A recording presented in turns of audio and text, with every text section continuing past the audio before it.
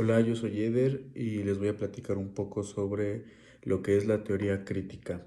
La teoría crítica nace de la Escuela de Frankfurt. La Escuela de Frankfurt defiende la posibilidad de elaboración de un pensamiento que cuestione con profundidad las tendencias totalitarias, conducentes y excluyentes a la dominación del ser humano. ¿A qué se refiere esto?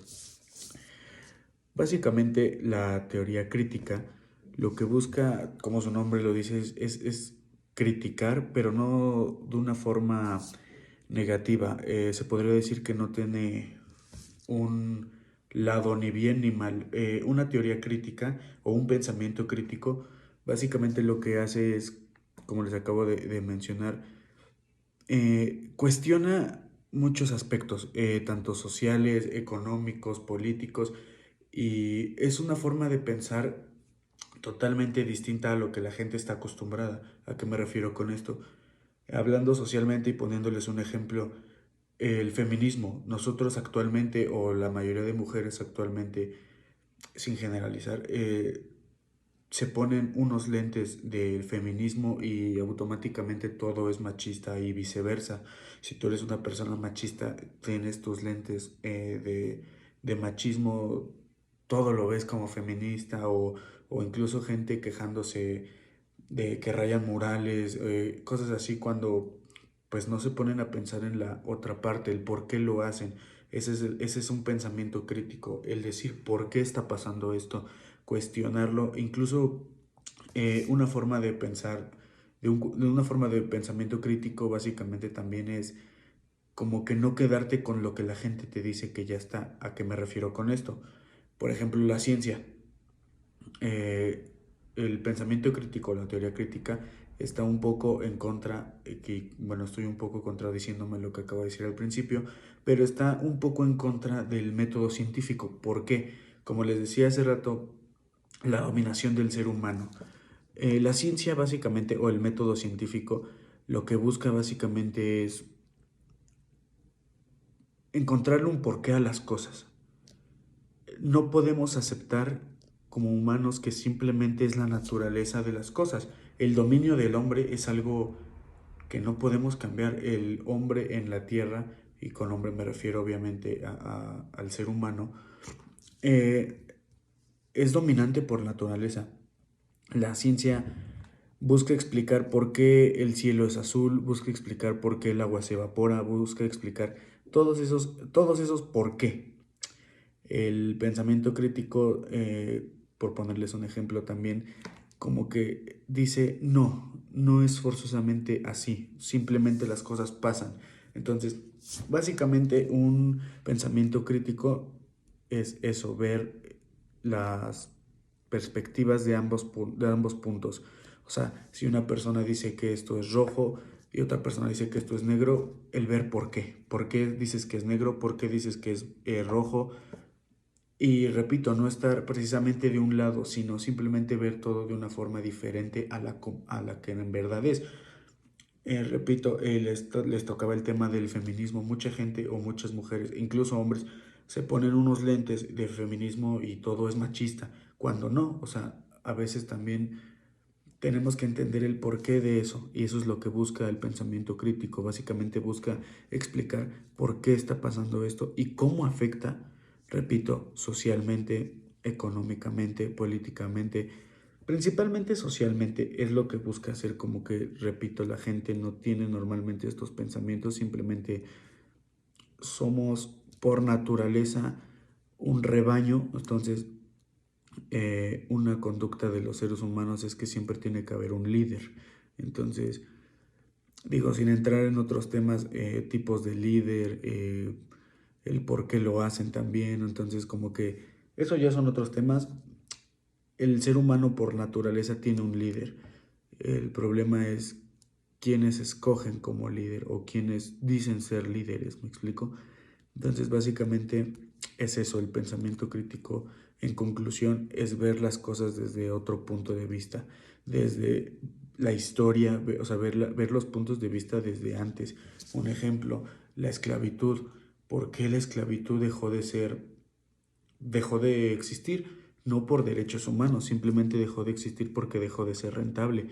Ese es un punto de vista crítico. La gente dice así porque no está bien que le hagan eso a las personas o el racismo igual, o sea, son racistas los privilegiados. ¿Los privilegiados de qué? ¿Por su color?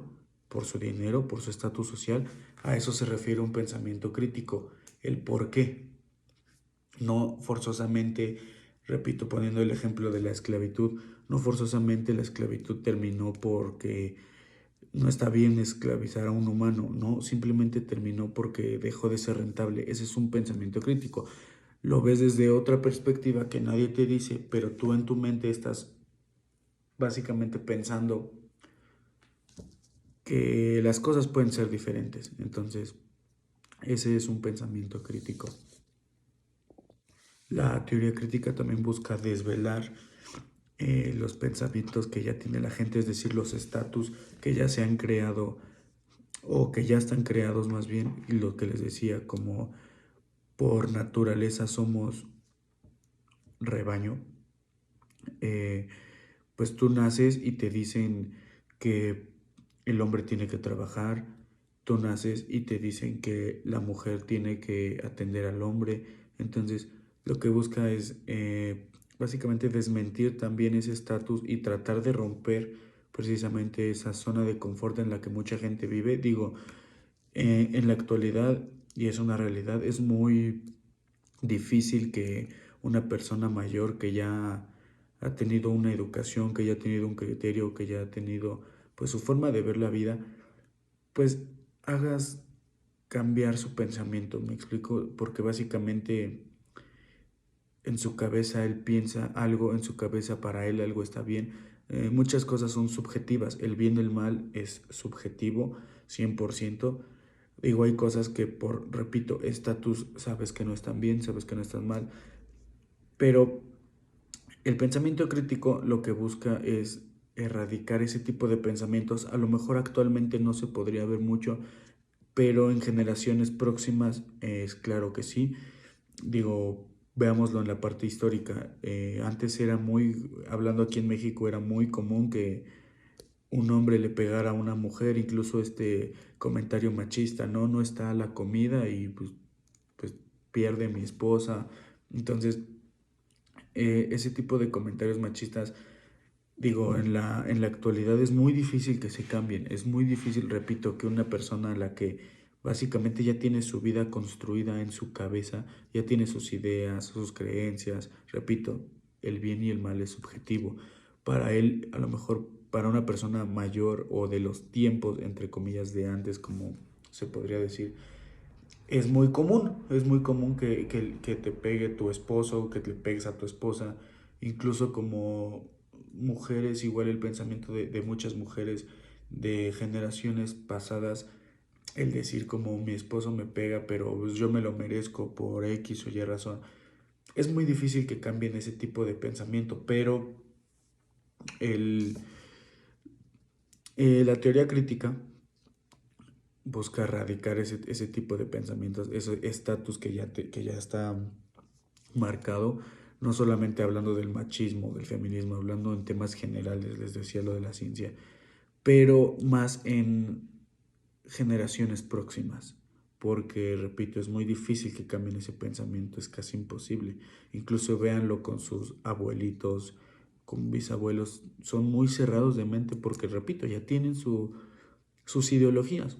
Entonces, una persona que va naciendo un bebé, claro que lo puedes hacer cambiar, no hacerlo cambiar, más bien puedes educarlo de una manera distinta, basándonos, repito, en este pensamiento crítico.